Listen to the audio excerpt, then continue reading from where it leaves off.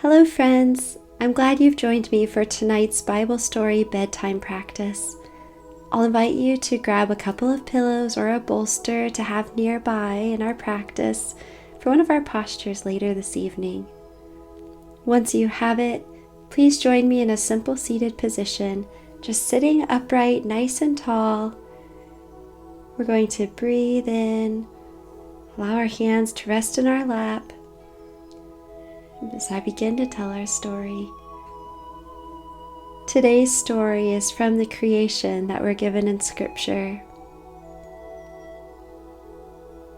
Once upon a time, in the very beginning, when nothing yet existed, God created the heavens and the earth. Now at that time when God created, the earth was nothing. There was no form, there was no light. There was darkness over everything, and only God was there. And on that first day of creation, God said, "Let there be light," and it was so. And then God pronounced the light good, and He created separation of light from darkness, naming the light day and naming the darkness night. And so on that very first day, there was morning and there was evening.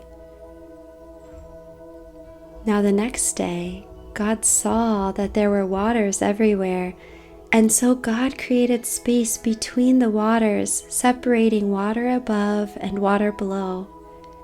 And so the water above God named sky, and the water that remained below was on the earth.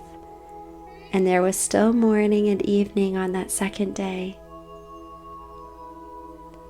Friends, let's grab our pillows or our bolster. I'll invite you to lay it perpendicular straight behind you and then recline back so that the shoulders come to the top of the pillows. Your head can gently rest off. And we're going to straighten and elongate our legs and then open our arms out to the side. So we're opening and stretching along our chest, releasing our tension from today. Now on the third day, God decided to separate and create space from the water on the earth. So He gathered the water together. The area it went away from was dry ground, and so the ground God named land. And the water that He had gathered together and pulled off of that land was called the seas. And once again God saw that it was good.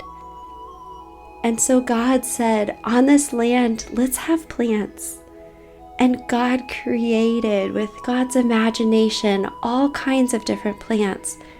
Plants that were bearing fruit, plants that had seeds. There were vegetables, trees, fruits, and God said that it was good.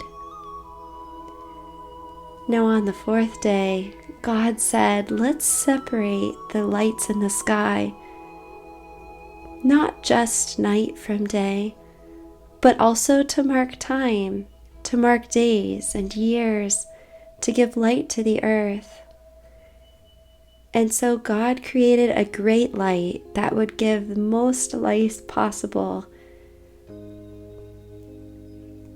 And then during the nighttime, God created a lesser light that would give us some gentle light along with all the stars in the sky. It separated the light from the darkness in even more detail, and once more there was evening and morning on that fourth day, and God said that it was good. Now on the fifth day, God decided to create creatures that would live in the water, in these seas that He had gathered together from the water all over the earth. And so God filled these waters with living creatures.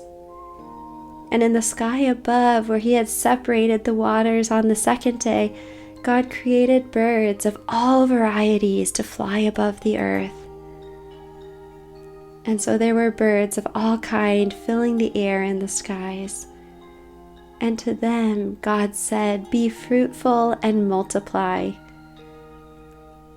He encouraged the animals and creatures of the sea to fill the waters and the birds to fill the air.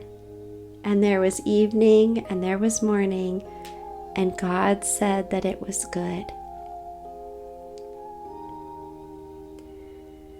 We're going to gently roll onto our sides and off of our pillow or bolster, remove them from underneath, and then lay back on the floor. Let's raise our feet up into the air for legs up the wall.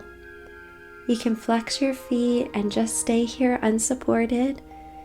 You can place your pillows or bolster behind your upper thighs to add some support and balance here. Or if you'd like to take a moment and scooch up against a wall or your bed or the couch or chair, feel free to do that.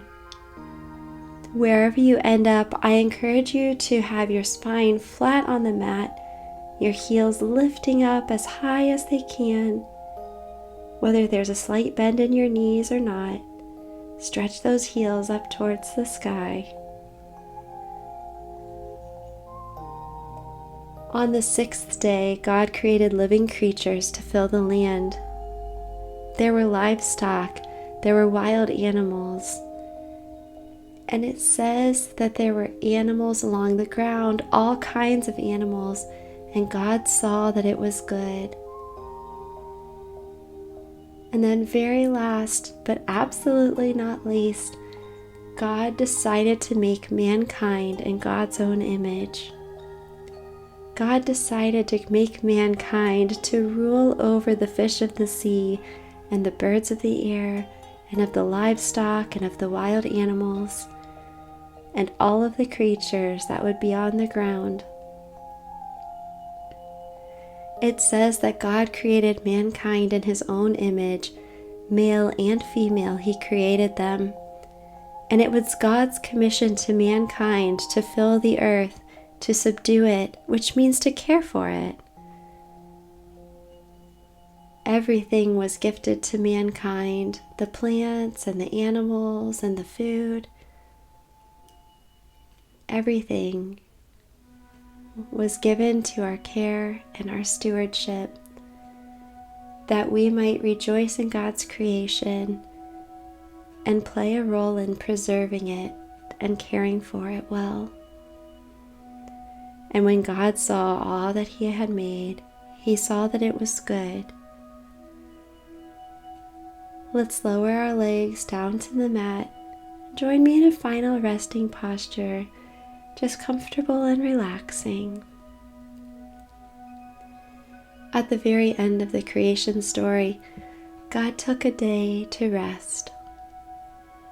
And so in this space, I invite you to join me, resting and relaxing, for that too is good.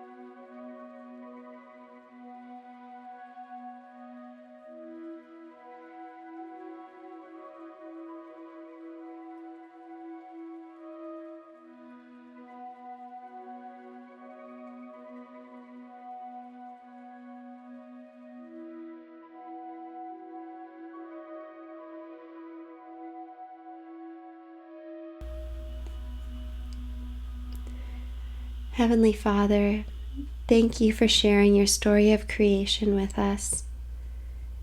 As we drift off to sleep, May we be grateful for all you've provided and rejoice in the wonderfully creative and complex world you have made.